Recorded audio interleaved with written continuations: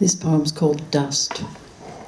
I live on the edge of an elephant, in the breath of a bear, the mane of a prowling lion, shapes in the air. It's in my breath, my eyes, my hair. A gala of parts, bits and skins, wafting waste. Winds a tear in the backdrop, an empty space in the parking lot. A zebra, perhaps, a tree no longer there. Withered parchment from another time, lost memories, rings of bark, fossils found bleached, white bone. I am missing the full picture. It touches a place beyond, like a blue whale that is nearly no longer there.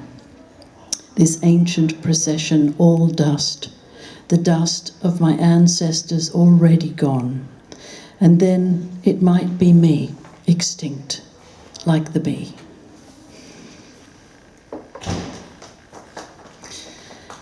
And this next one is called The Needleworker, and it's kind of a rhyming, I don't know what, story.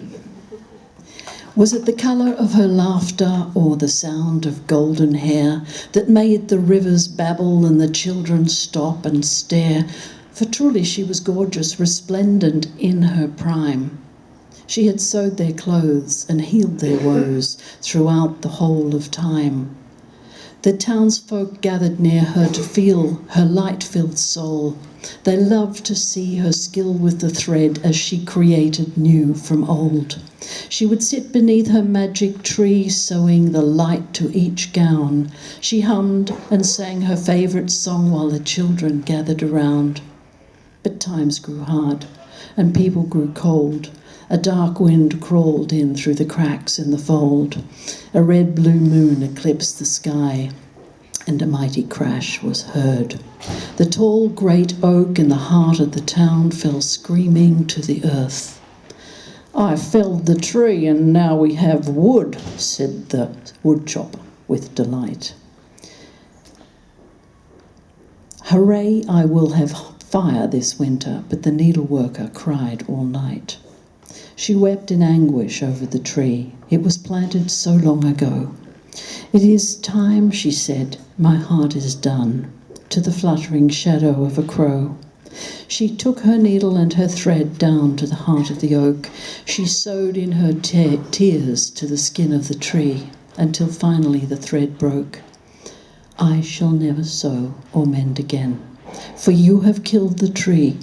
I will return to the source that first breathed light and surrender the one that is me.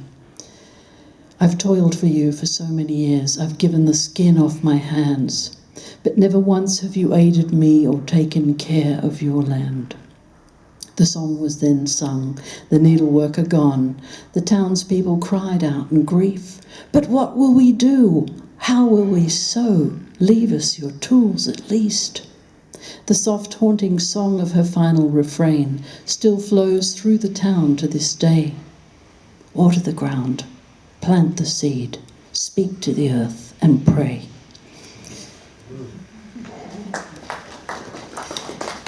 And this last one's just called Care, in response to, I work with survivors of abuse, and this is around abuse. It's called Care. Her tiny hand fondled the rose as though it were glass, eyes as big as buttercups, a magic moment in her grasp. His big hand landed on hers, forcing her little fingers to squeeze the life from the soft, fragile rose.